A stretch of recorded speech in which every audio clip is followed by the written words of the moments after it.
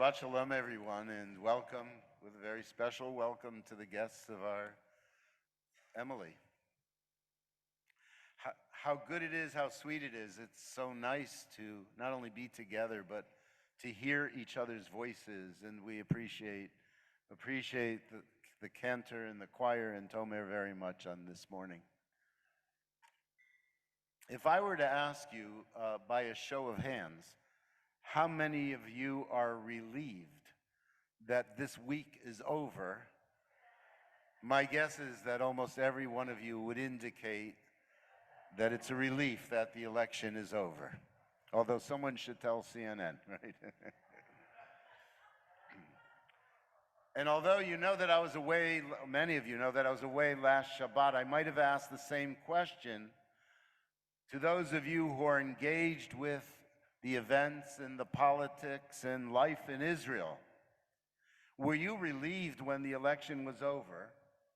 And my guess is that most of you would say no, because that election revealed something very problematic, something very dark, something very distressing about Israel, the country that we love and that we feel so deeply connected to. Rather than entering into that specific conversation now, which I will later, allow me to examine something from the most important text that we read this morning and see what light it shines on this question. The narrative was one that you were familiar with and that Emily addressed very well. Of course, we read it annually, but also because it raises very important questions about the meaning of living a Jewish life. That is, where do we come from? Why did Abraham, why did the first Jew enter into that covenant with God? What does it say about him and what his aspirations are? What does it say about who we are to be? These aren't simple questions. They're as complex as life itself. Living a Jewish life is living a life in complexity. And the conversations trying to understand and take apart the different elements is part of our job of deepening our understanding and our awareness about this complex life. Some weeks as I prepare to write sermons, I'll twist a knot inside of myself, wondering what would be an appropriate subject to speak about. And then there are other weeks where it seems that the themes and the ideas present themselves directly to me, as if on a silver platter. The events of life and the Torah reading are saying, you have no choice but to speak about this. So I'm currently formally teaching, 3 different classes here. One class is part of the Florence Melton program of adult learning, and if you have not taken a class in the Melton program, you really should. You don't have to have a background, but it will certainly enrich your life. The class that I'm teaching is Jewish Approaches to Making Ethical Decisions. The second class is an ongoing Parshat HaShavua class, where we study the section of the Torah that we're reading. And we study the most significant narratives found in the Torah in any given week. My third class is a Lunch and Learn class. And the first part of our Lunch and Learn class, which will be this Tuesday, is devoted to the book, I Am Jewish. These are the personal reflections of Jewish thinkers, rabbis, leaders, and even Jewish children throughout the world who were inspired by the last words of the late journalist Daniel Pearl before he was beheaded by Al-Qaeda terrorists some nearly 20 years ago. So let me read the section from the Parsha. And if you're a student in one of my classes, then I ask your forgiveness, because as I said, it's the same section that was applicable in each one of these classes. But I know that you understand how important the text is. So here's the context. The Parsha begins with Abraham sitting outside his tent. I picture him like some old man sitting on the porch of his house, just watching the people go by. God appears to Abraham, and it seems like he appears in the form of 3 angels, messengers. Abraham offers them food and drink and comfort and hospitality. But they came on a mission. The mission was to let Abraham and his 90-year-old wife, Sarah, know that they're going to have that baby boy they've been waiting to conceive. After the description with the interaction with the angels or the men or God, and their process of leaving Abraham's presence, God said, "Should I hide from Abraham what I am about to do? Since Abraham is to become a great and populous nation, and all the nations of the earth are to bless themselves by him. For I have singled him out, that he may instruct his children and his posterity to keep the way of the Lord by doing what is just and right, in order that the Lord may bring about for Abraham what he promised him." And I've got to read that again because you have to hear it and try figure out what it's saying. "I have singled him out that he may instruct his children and his posterity to keep the way of the Lord by doing what is just and right, in order that the Lord may bring about for Abraham what he promised him." You see, this idea of Abraham being chosen by God there had a purpose. The purpose was that Abraham was to do what was just and right. It wasn't about faith. It was about what he was to do and what his posterity, his descendants, were to do. And then God goes on and says, "The outrage of Sodom and Gomorrah is too great. Their sin is so grave. I'll go down to see whether they have acted altogether according to the outcry that has reached me." The men went on from there to Sodom while Abraham remained standing before God. And you can imagine what he was thinking. What was Abraham thinking? This man that enters into a relationship that commits him to justice and righteousness. And he says to God, he said, "How can you do that? Would you sweep away the innocent with the guilty?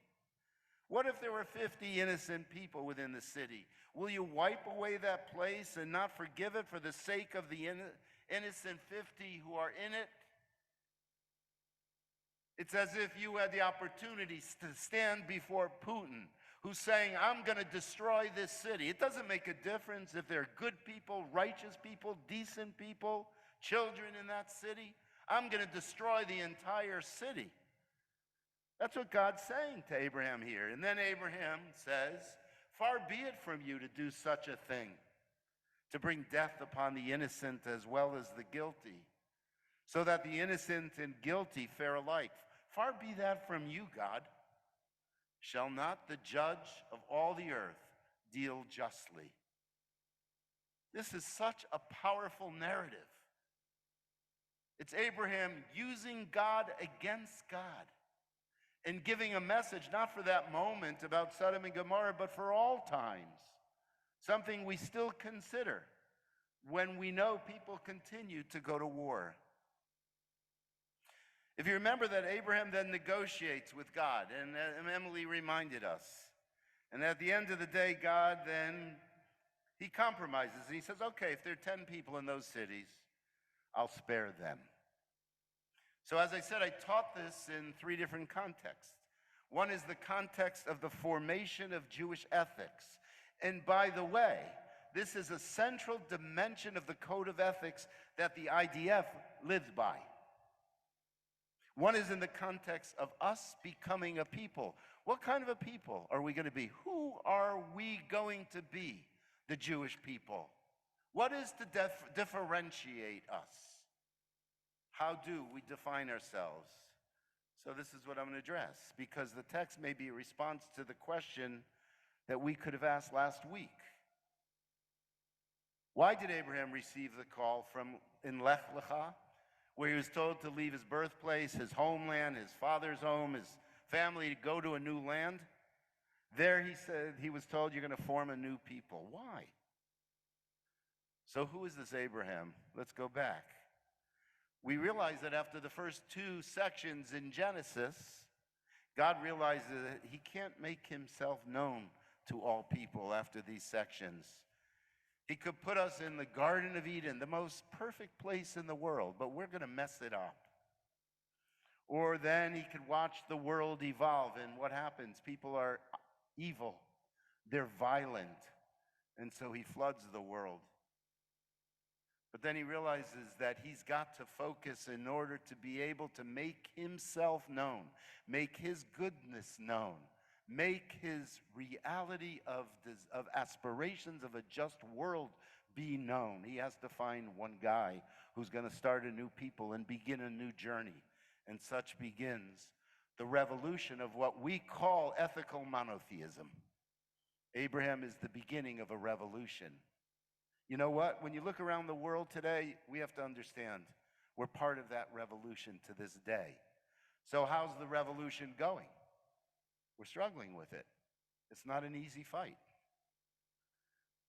I often find it funny that we continuously, perhaps of all people, we continuously ask the question, what does it mean to be a Jew? Other people don't ask that about themselves. They certainly don't. We ask that about ourselves.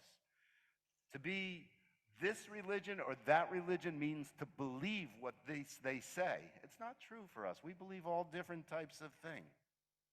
How does one become a Jew? It's also questioned. One of the things that should be clear to us, though, now, is that when we don't stay in closed and limited communities, but as we travel the world or live in this world with other people, we know that to be Jewish means different things to different people. We also know that Jews come from different cultures. Jews speak different languages. Jews are of different racial descriptions. They eat different foods, and yet we're tied together by something. And what we're tied together is this holy text, its teachings, and the values inherent in that text. It's held together by two primary values, tzedek and mishpat, the two values mentioned in this narrative. Justice and righteousness or kindness. So let me take it a step further. Another extraordinary thing happens here. That's God asks the question, shall I hide from Abraham what I am about to do? That's weird. God Almighty, the God of heaven and earth, is going to ask this man what he should do. Is God uncertain about it? Maybe. He's looking for a partner. He's looking for human input. He needs a human being. He needs human beings. He needs you when it comes to these questions. He needs a reminder where merciful behavior and justice can be found. So he tells Abraham that he's going to destroy the cities, and Abraham says, how can it be? Doesn't the God of justice do justly? And the negotiations begin, and what we see then is not just the people who are looking for God, but we're looking for God who is looking for a people, and that relationship grows through time. So, what is justice? Undoubtedly, the idea of justice has changed over time. There was a time where most people would agree that the word of the king was justice. What the leader said, that was absolute. And there's still people that believe that. Justice was meted out by the leader. Most often it was a man of flesh and blood. But over time, the understanding of justice has grown. We know that as Americans, and we know that as Jews. For us, justice implies the evolution of law, rooted in a certain and a common values, with the capacity to grow in order to assure a fair and safe and equitable society. One cannot have justice, in our view, if one is not free, if one doesn't support democracy. And we know that every person is subject to that law, no matter how rich or poor, how powerful or how charismatic. Justice, as we learn later in the Torah, is to be applied equally to rich and to the poor. Tzedek and mishpat, righteousness, mercy, justice, that's essential. Both imply a search for truth. We cannot allow lying in our decision-making processes. It's a search for kindness and respect. And this is my fundamentalist attitude towards what does it mean to live a Jewish life and a religious life. It involves sacrifice so that we do not only what's best for ourselves, but for others. So I began by speaking about the elections, both here and in Israel. And I'll go back there with all of us carrying this notion of justice and righteousness from the Torah, because we're part of a people called upon to manifest the life that manifests these values. That's how we bring God to the world. So I mentioned the relief that we feel after the elections. Let me tell you why I felt relief. I felt relief because of the defeat of so many who were propagating a lie. So many of those who support it, those who disregard systems of justice, whose language and tone are disrespectful and indecent. And maybe we can see ourselves inching towards a more civil society with elections that will protect all citizens.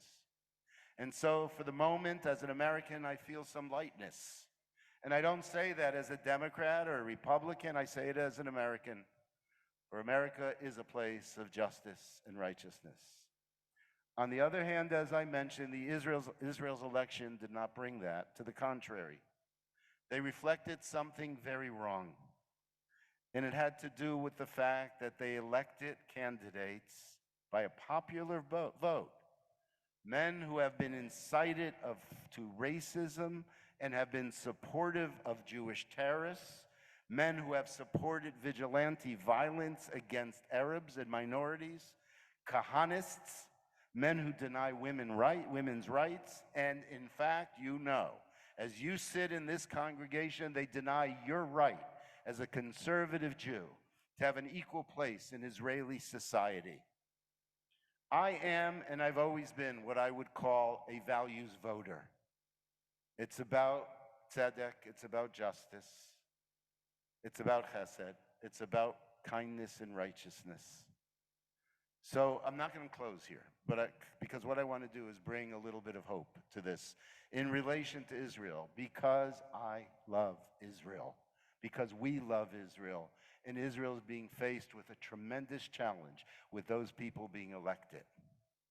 And this is what I think we have to do. First of all, hope is a part of the fabric of my being and the fabric of being Jewish. We always have to hope. And learning is also part of our core. And from our learning, then, we get messages, we get understanding, which is what I'm talking about. The core vision is found that in every human being is a spark of that which is divine. So I believe ultimately the Jewish democratic state of Israel will find its footing not in the ideologies and expression of radical racist nationalism, but in the essence of a Torah Judaism and enlightened liberal democracy. So for those of us who love and appreciate and value Israel, here's my call, and it's going to be programmatic here. And that is, we are going to, in a very loud voice and with great strength, support the institutions of Israel that support civil society, that pursue peace, coexistence, democracy, and freedom. And there are plenty of those organizations, and they will strengthen the fabric of the country we love so much. We will support the organizations of our movement that fight for religious pluralism. Because if Israel's not a homeland for all Jews, it's not a homeland for Jews. We're going to do it from here. And when we do our best, we do make a difference in the world. And that's what we're going to do. We're going to make a difference. And by doing so, we will be fulfilling the desires of the God of Abraham and Abraham himself. And that is that as God is a God of justice and mercy, his people must be a people of justice and mercy to manifest God in this world. Abraham reminded me of that this morning. Shabbat Shalom, everybody.